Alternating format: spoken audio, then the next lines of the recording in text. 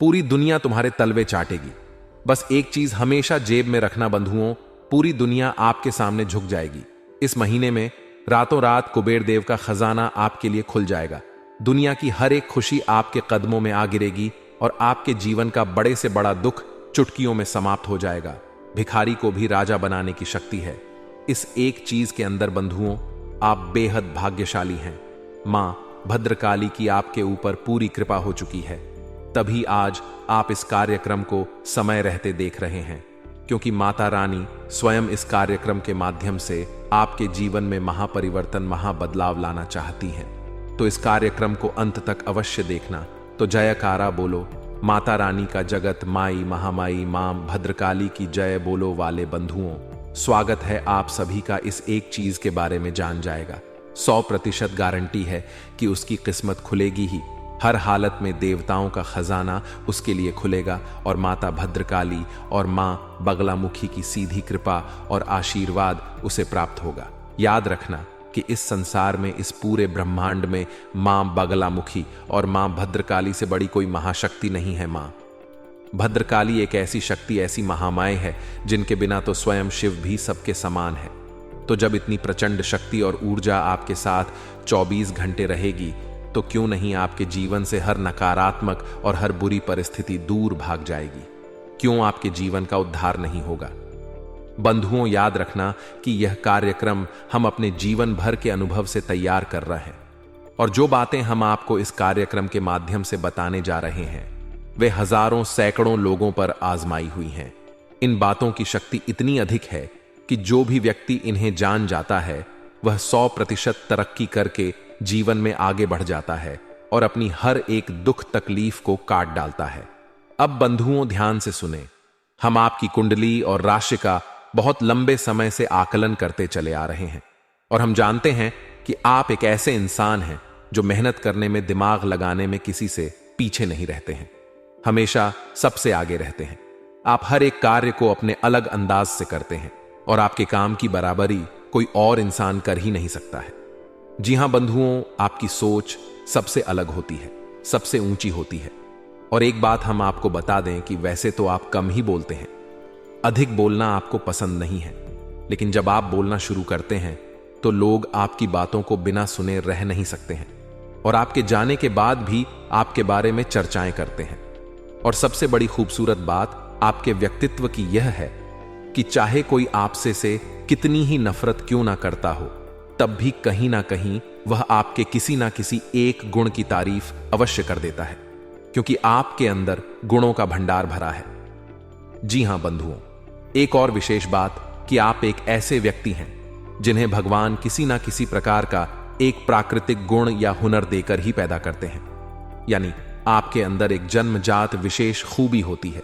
अब यह हो सकता है कि आप में से बहुत से लोग अपनी उस खूबी को पहचान चुके हैं, और या फिर ऐसा भी हो सकता है कि बहुत सारे लोग अब तक जान नहीं पाए हैं, लेकिन आने वाले समय में निश्चित तौर पर पहचान जाएंगे और उस खूबी का प्रयोग करके पूरे संसार में अपने नाम का डंका बजाएंगे। यानी कहने का मतलब यह है कि आप हर तरफ से एक ऐसे व्यक्तित्व हैं, ऐसे इंसान हैं जो केवल और केवल कामयाबी हासिल करने के लिए बने हैं, केवल और केवल समाज में इज्जत, दौलत, शोहरत और मान सम्मान हासिल करने के लिए बने हैं। फिर भी आपको वह सब कुछ नहीं मिल पा रहा है जिसके आप काबिल हैं, और जो आपके लिए बना है यह आपके लिए एक बड़े दुख की बात है। बंधुओं, हम आपको बता दें कि आप अकेले में कभी बैठते हैं तो कई बार इस प्रकार के विचार आपके मन में आते हैं कि ना तो आपने किसी के साथ कभी कुछ बुरा किया, ना ही आपने कभी काम चोरी की है, ना ही आपने कभी किसी प्रकार का गलत कार्य किया है। यानी कि आपने कोई भी ऐसा काम अपने जीवन में नहीं किया है जिससे आपको कष्ट प्राप्त हो। यदि जाने अनजाने किसी प्रकार की कोई गलती आपसे हो भी जाती है, तो जब आपको पता चलती है तो आप तुरंत उस गलती की माफी मांग लेते हैं, अपनी गलती स्वीकार कर लेते हैं। तो आप यह विचार करते हैं कि यह सारी खूबियां आपके अंदर होने के बावजूद भी आपके जीवन में इतना दुख, परेशानी, तकलीफें क्यों हैं? क्यों आप लगातार मेहनत करने के बाद भी कामयाबी हासिल नहीं कर पा रहे हैं? एक एक छोटी से छोटी चीज के लिए आप तरस रहे हैं, और सबसे बड़ी दुख की बात तो यह है कि आपसे कम काबिल, कम अक्लमंद लोग आपसे आगे निकलते चले जा रहे हैं। इस चीज को देखकर आपको अधिक दुख होता है। आप सोचते हैं कि किस बात की आपको सजा मिल रही है। फिर आप कभी कभी यह विचार करने लगते हैं कि शायद पिछले किसी जन्म में कोई गलत कार्य किया होगा, उसी की सजा, उसी का दंड आप भोग रहे हैं, या फिर किसी ने आपके ऊपर किसी प्रकार की तंत्र मंत्र क्रिया या बंधन आदि का प्रयोग कर दिया है। इस तरीके के भी विचार आपके मन में आते हैं। तो बंधुओं, अब ध्यान से सुनिए। आपकी मेहनत, आपकी लगन और योग्यता का आपको पूरा फल क्यों नहीं मिल पा रहा है? इस बात का सबसे बड़ा कारण है नकारात्मक ऊर्जा। बंधुओं, हम बार बार आपको इस बात के लिए सतर्क करते हैं और आपको हमेशा इस विषय पर नया नया ज्ञान देते रहते हैं। यह जो अक्टूबर का महीना है, यह आपके जीवन के लिए बेहद क्रांतिकारी और शानदार महीना रहने वाला है। कुछ ग्रहों की चाल ऐसी होने वाली है जो आपको बहुत विशेष लाभ पहुंचाएगी। इसी के साथ साथ पितृदेवताओं का भी पूरा आशीर्वाद आपको प्राप्त होगा। साथ ही साथ माता लक्ष्मी और भगवान नारायण की भी आपको पूरी कृपा प्राप्त होगी, क्योंकि ग्रहों की स्थितियां, योग ही कुछ इस प्रकार के बन रहे हैं। लेकिन इतनी सारी अच्छी बातें होने के बावजूद भी आपके जीवन में कोई परिवर्तन नहीं आएगा। सब कुछ शुभ है। सौभाग्य के दरवाजे खुलने के लिए तैयार बैठे हैं और भगवान आपके जीवन में बदलाव लाना चाहते हैं। माता रानी की पूरी कृपा आपके साथ है, तब भी आपके जीवन में कोई परिवर्तन नहीं आएगा। अब इसका कारण क्या है? इसका कारण है आपके आसपास एकत्रित हो चुकी भयंकर घोर नकारात्मक ऊर्जा। याद रखिए बंधुओं कि जब तक आपके आसपास घना कोहरा नकारात्मक ऊर्जा का रहेगा तो प्रकाश पूर्ण रूप से आप तक नहीं पहुंच पाएगा। पहली जरूरत है कि आपको इस तमक ऊर्जा के कोहरे को हटाना है, छांटना है। तभी किसी भी प्रकार की शुभ घड़ी, शुभ योग का आपको लाभ प्राप्त होगा। अब आप सोचेंगे कि आपके ही जीवन में यह नकारात्मक ऊर्जा क्यों है, अन्य लोगों के जीवन में क्यों नहीं है? तो बंधुओं, ध्यान से सुनिए कि आप एक ऐसे व्यक्ति हैं जो हमेशा अच्छाई के साथ जीते हैं, सच्चाई के साथ जीते हैं, किसी के साथ कोई गलत कार्य नहीं करते हैं। कहने का मतलब यह है कि चारित्रिक रूप से आप बिल्कुल उजले हैं, साफ हैं। तो जो साफ और उजले लोग होते हैं, समाज उनसे बहुत अधिक नफरत करता है। उनके अपने ही उनसे हमेशा जलते हैं, परेशान होते हैं। तो आप चाहे कैसी भी स्थिति में क्यों ना रहे, आपके अपने ही, आपके आसपास के लोग ही आपकी चाल ढाल, बशभूषा बात करने के तरीके और जो थोड़ी बहुत मेहनत करके आप कामयाबी लेकर आते हैं, अपने आसपास, अपने जीवन में उससे इतना जलते हैं कि हर वक्त आपके लिए उल्टी सीधी बातें अपने मन से निकालते रहते हैं, जिससे नजर की नकारात्मक ऊर्जा आती है। कुछ लोग आपसे इतने जले भुने रहते हैं कि आपकी जरा सी मुस्कुराहट देखकर भी उनके सीने पर सांप लौटने लगते हैं। तो ऐसे लोग तो तंत्र मंत्र करने से भी पीछे नहीं हटते हैं। तो कहने का मतलब यह है कि आप इकलौते ऐसे व्यक्ति हैं, या यूं कहे कि आपकी राशि पूरे राशि चक्र में इकलौती ऐसी राशि है जिसके अपनों से ज्यादा अपनों में ही छुपे शत्रु होते हैं। जी हां बंधुओं, कोई आपके साथ बैठा है, हंस मुस्कुरा रहा है, प्रेम से आपसे बात कर रहा है, तो इसका सीधा मतलब यह नहीं है कि वह आपका अपना ही है। हो सकता है कि वह आपसे अंदर ही अंदर बहुत अधिक जलता हो, आपके लिए पता नहीं क्या क्या उल्टे सीधी योजनाएं बनाकर बैठा हो, लेकिन आप इन चीजों को भांप नहीं पाते हैं, क्योंकि आप एक सरल इंसान हैं। इन सब चीजों की माया आप पकड़ नहीं पाते हैं। इसीलिए आप हर वक्त अपनों से ही चोट और धोखा खाते चले आए हैं। अपने हृदय पर, अपने दिल पर हाथ रखकर इस बात को बताइए कि हम जो कह रहे हैं वह बात सच है या नहीं। तो अब आपके सारे दुखों का अंत होने जा रहा है। आपको पूरे ध्यान के साथ इस कार्यक्रम को अंत तक देखना है। हमने बड़ी ही मेहनत से, बहुत ही लगन के साथ आपको यह कार्यक्रम दिया है, और इस कार्यक्रम में जो बातें बताई जा रही हैं वे कोई साधारण बातें नहीं हैं। ऐसे जीवन उपयोगी ज्ञान को हासिल करने के लिए लोग ज्योतिष आचार्यों को दुनिया भर का पेमेंट करते हैं, पैसे रुपए देते हैं, या फिर धर्म गुरुओं के आश्रमों में चक्कर लगाते रहते हैं। तब भी इतना सटीक ज्ञान हासिल नहीं होता है, क्योंकि आजकल ज्योतिष और धर्म में भी मिलावट आ चुकी है। वहां पर भी व्यापार और बिजनेस चल रहा है। लेकिन हम माता भद्रकाली के साधक हैं और हम माता रानी की सेवा में यह सब कुछ आपको यूं ही बस दिए देते हैं, क्योंकि हम माता रानी को प्रसन्न करना चाहते हैं, उनकी खुशी चाहते हैं। तो बस आपसे यही चाहते हैं हम कि आप इस कार्यक्रम को अंत तक अवश्य देखें। तो चलिए बंधुओं, उम्मीद करते हैं कि आप हमारी भावनाओं को समझ रहे होंगे और कार्यक्रम में अंत तक अवश्य ठहर। तो आज के इस विशेष कार्यक्रम शुरुआत करते हैं, लेकिन इससे पहले हम चाहेंगे कि आप मां भद्रकाली को याद करते हुए कमेंट बॉक्स में उन्हें आभार अवश्य व्यक्त करें और एक बार नहीं 3 बार लिखें, जय मां भद्रकाली कृपा करो, माता रानी की आपको पूरी कृपा प्राप्त होगी। इसी के साथ साथ बंधुओं, यदि आप इस चैनल कार्यक्रम पर पहली बार आए हैं तो आप इस चैनल को अभी सब्सक्राइब भी कर लें। बगल में जो सब्सक्राइब का बटन है उसे अभी दबा दें, क्योंकि हम आपके लिए धर्म, ज्योतिष और आध्यात्म से जुड़ा सबसे शुद्ध और आजमाया हुआ ठोस ज्ञान लेकर आते हैं, जो हमने अपने अनुभव से हासिल किया है और जो आपके जीवन को 100% गारंटी के साथ बदलने की क्षमता रखता है। तो चलिए जल्दी से चैनल को सब्सक्राइब करिए, फिर आगे बढ़ते हैं। तो बंधुओं, अब ध्यान से सुनिए। आज के इस कार्यक्रम को प्रारंभ करने से पहले आपको इस एक चीज के बारे में बताने से पहले एक छोटी सी कहानी है जो आपको बहुत कुछ सिखाएगी और आपके जीवन की निष्क्रियता को कहीं ना कहीं, जो आप अटक गए हैं, रुक गए हैं, उस आक्रमणता को दूर करेगी। जी हां बंधुओं, तो ध्यान से सुनिए। एक बार की बात है कि एक शिष्य अपने गुरु के पास जाता है आश्रम में और जाकर कहता है कि गुरु जी, हमारे जीवन में दुनिया भर के कष्ट हैं, परेशानी है, एक तकलीफ दूर नहीं होती कि दूसरी तकलीफ सिर उठाकर खड़ी हो जाती है।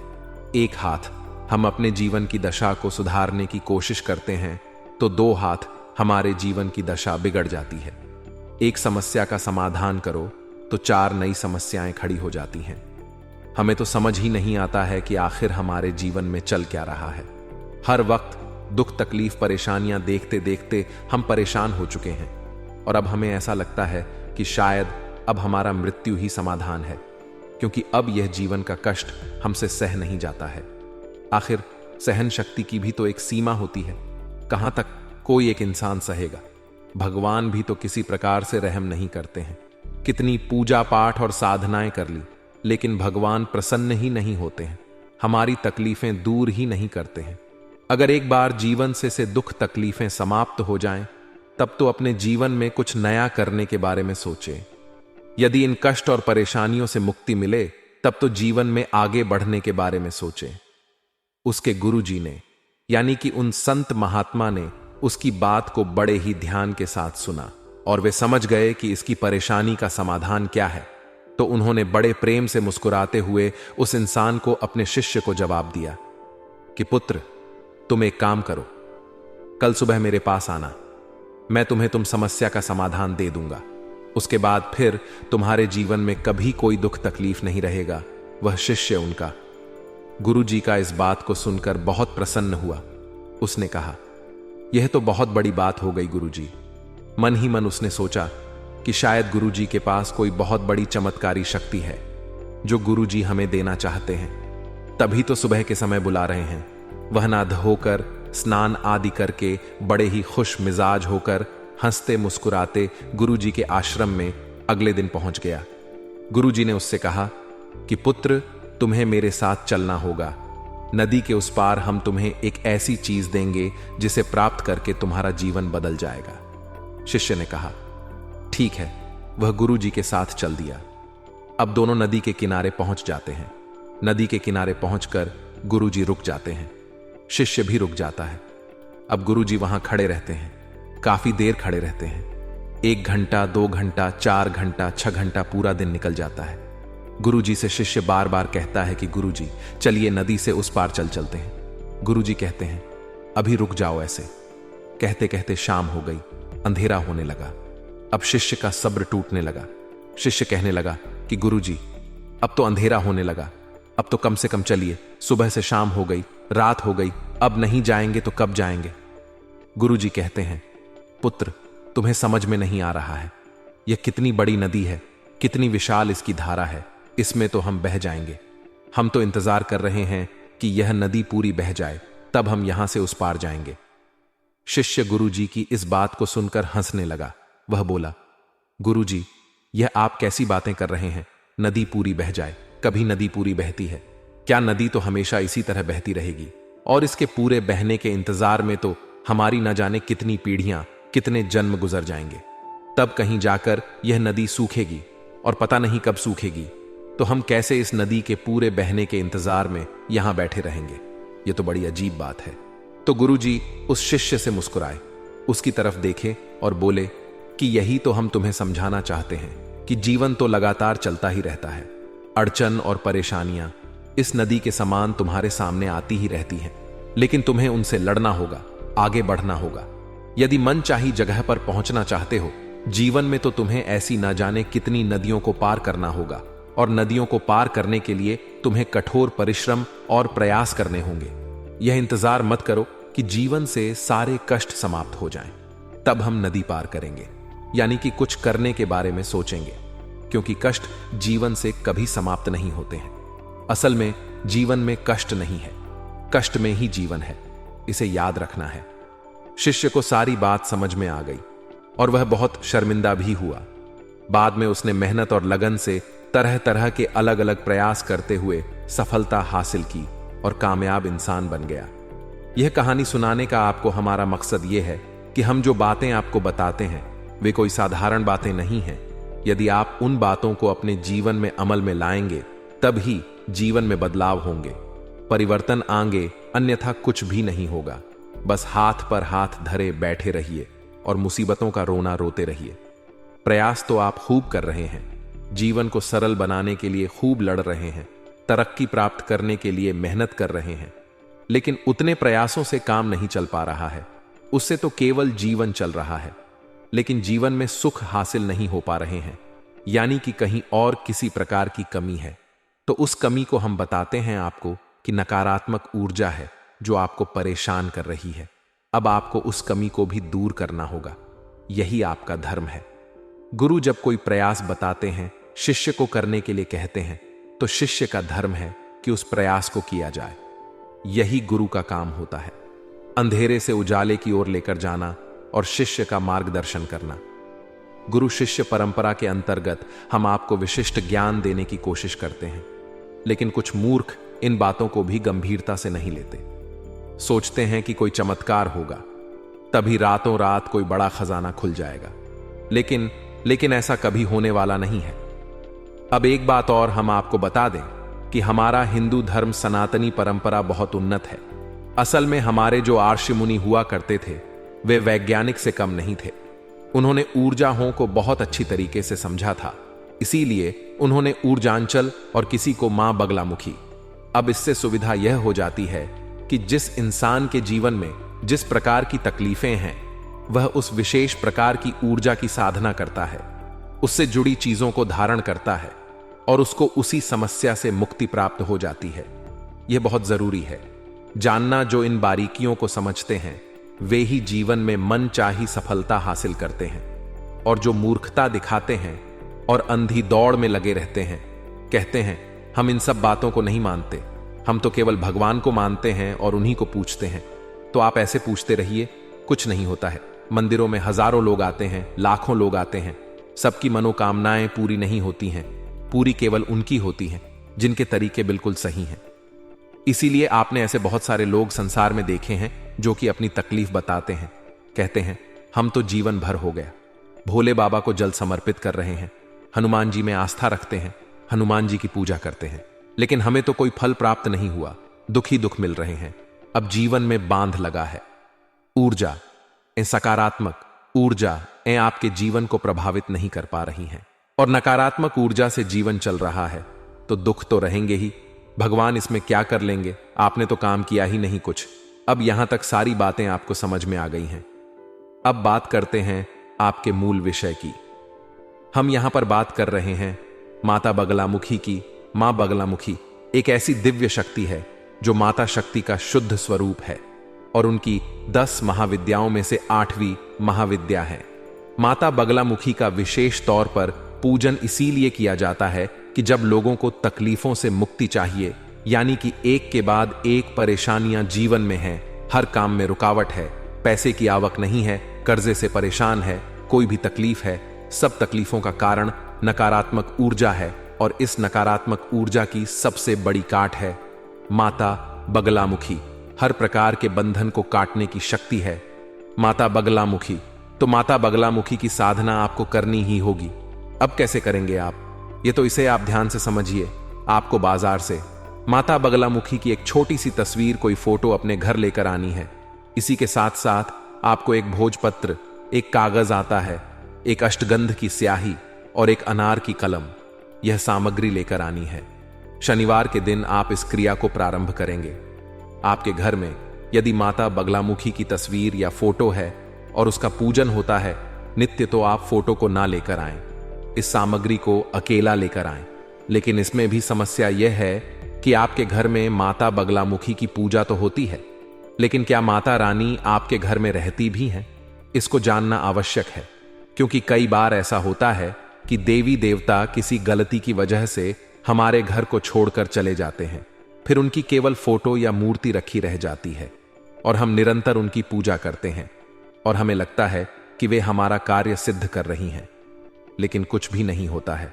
बंधुओं, यह सारी बातें बिल्कुल सत्य हैं। आप अपने जीवन में इनका आकलन करके देखना। हमने तो अपनी साधना के माध्यम से इन सब बातों को समझा है और यह हमारे जीवन का अनुभव है, तभी हम आपको बता रहे हैं। अब आपके जीवन में माता बगलामुखी हैं या उनकी कृपा है, इसे जानने का क्या तरीका है, हम अभी आपको आगे बताने वाले हैं। आप माता की फोटो लेकर आइए, शनिवार के दिन लेकर आइए। उसके बाद आप पीले रंग का प्रसाद, पीले रंग के फूल और पीले रंग के वस्त्र स्वयं धारण करने के लिए यदि नहीं है तो केवल पीले रंग का कोई एक कपड़ा जिसे आप ओढ़कर बैठेंगे। पूजा के समय हल्दी की माला आपको चाहिए जो आप जाप करेंगे मंत्र। उसके लिए दूसरा गाय का घी नहीं है तो सरसों का तेल भी चलेगा। जी हां बंधुओं, अब यहां तक आप समझ गए। अब आपको क्या करना है? रात्रि को 9 बजे के आसपास आपको माता की फोटो अपने पूजा घर में स्थापित करनी है और माता रानी को जल समर्पित करना है। उसके बाद पुष्प समर्पित करना है और उसके बाद पीले रंग का प्रसाद है, भोग स्वरूप उन्हें अर्पित करना है। फिर उसके बाद आप धूप दीप वगैरह जो भी चाहे सारी क्रियाएं कर सकते हैं। क्रमबद्ध तरीके से सब कुछ करिए और उसके बाद आप जो भोजपत्र लेकर आए हैं उस भोजपत्र पर 3 बार या फिर 6 बार, 3 बार आगे की तरफ और 3 बार पीछे की तरफ अष्टगंध की स्याही से, अनार की कलम से मां माता बगलामुखी का यह स्तंभन मंत्र है, इसे लिख लीजिए। अब यह मंत्र कौन सा है? मोबाइल की स्क्रीन पर भी आपको दिखाई देगा और हम आपको बोलकर भी बता देते हैं। मंत्र कुछ इस प्रकार है। ओम लीम बगलामुखी सर्वदुष्टानाम वाचम मुखम पदम स्तंभ जीवाम किले बुद्धि विनाशय हलीम ओम स्वाहा। मंत्र एक बार फिर से सुनिए ध्यान से। ओम हलीम बगलामुखी सर्वदुष्टानाम वाचम मुखम पदम स्तंभ जीवाम की लय बुद्धि विनाशय ह्रीम ओम स्वाहा। इस मंत्र को आपको उस भोजपत्र पर लिखना है। 3 बार आगे और 3 बार पीछे छोटे छोटे अक्षरों में लिखना है। उसके बाद आपको यह भोजपत्र का टुकड़ा माता रानी को समर्पित कर देना है, यानी उनके चरणों में रख देना है। अब आपको इसी मंत्र का एक माला जाप करना है और जाप आप हल्दी की माला से ही करेंगे और गोमुखी में छुपाकर, यानी एक जो थैली टाइप की होती है उसके अंदर छुपाकर करेंगे, दिखाएंगे नहीं। इस जाप को करते समय आपके सिर पर कपड़ा होना बहुत अधिक आवश्यक है।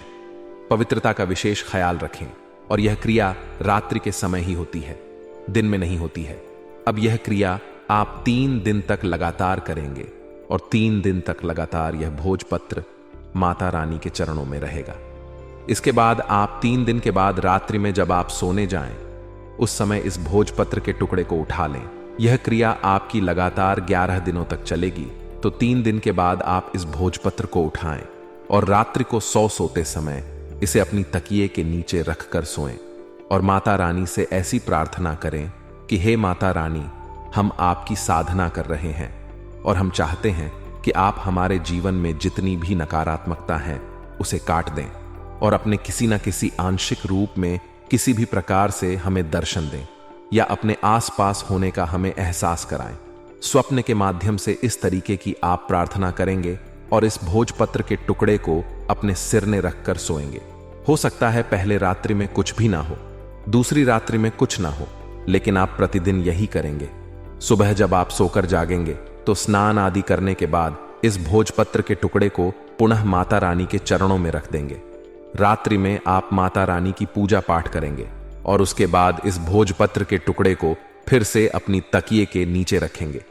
याद रखें कि पूजा करने के तुरंत बाद आपको सीधे जाकर सोना है, मोबाइल नहीं चलाना है, किसी से बात नहीं करनी है, कोई भी बिना मतलब के विचार अपने दिमाग में लेकर नहीं आने हैं।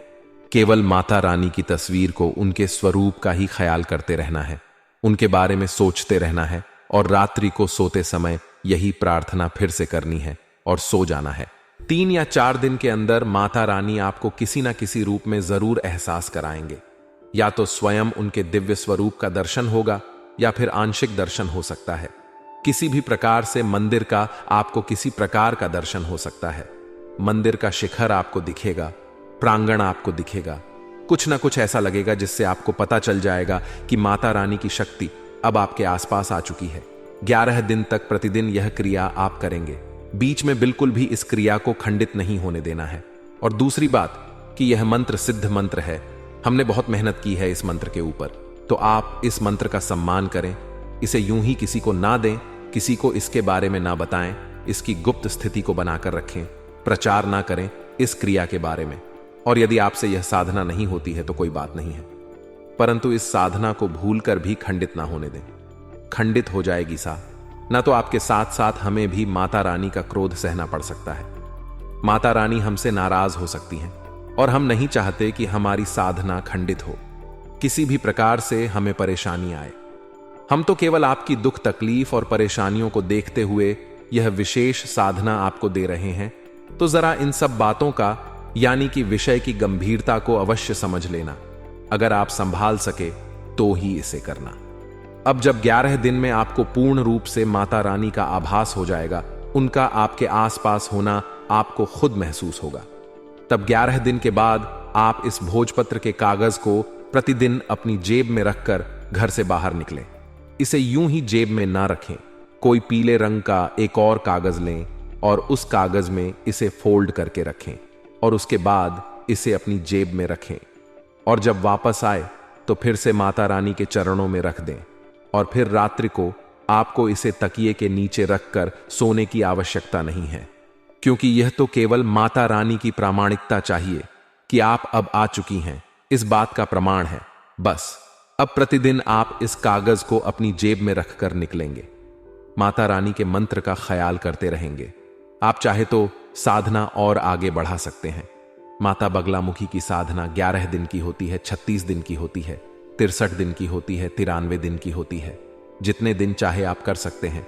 99 दिन की होती है, जैसे चाहे आप कर सकते हैं, आपके ऊपर है। जितनी श्रद्धा आपकी बढ़ती जाए आप साधना करते जाएं। एक ही माला की तो बात है, जरा सी मेहनत है बस, लेकिन जीवन भर के लिए माता रानी का साथ आपके साथ रहेगा और आपका उद्धार होता रहेगा। हजारों लोग ऐसे हैं जो माता रानी की साधना हमारे कहने से किए और उनके जीवन में ऐसे विचित्र और अनोखे अनुभव उन्हें हुए कि वे माता रानी को लाख लाख धन्यवाद देते हैं और हमारा भी आभार मानते हैं, क्योंकि कहीं ना कहीं थोड़ा बहुत गुरु शिष्य परंपरा का आभार तो रहता ही रहता है। ठीक है बंधु, अब जो ज्ञान की बात हमने देनी थी आपको दे दी है, साधना देनी थी हमने आपको दे दी है। अब इस साधना से जुड़े कोई प्रश्न आपके मन में हो, कोई भी किसी भी प्रकार का विचार हो, आप हमसे कमेंट करके पूछे या फिर अत्यंत आवश्यक प्रश्न ही पूछा करें। बंधुओं, जो सचमुच में आपके मन में है और आपको परेशान कर रहे हैं, केवल उन्हीं बातों के लिए संपर्क करें, क्योंकि हम अपना जीवन का अधिकतर भाग माता रानी को समर्पित कर चुके हैं, तो हमारा समय उन्हीं की सेवा में बीतता है। जब भी समय मिलता है तभी हम आपके प्रश्न देख पाएंगे, अन्यथा बीच में हम नहीं देख सकते हैं। इसके लिए क्षमा चाहेंगे, क्योंकि हमारे लिए माता रानी ही सबसे बढ़कर हैं और कुछ भी नहीं।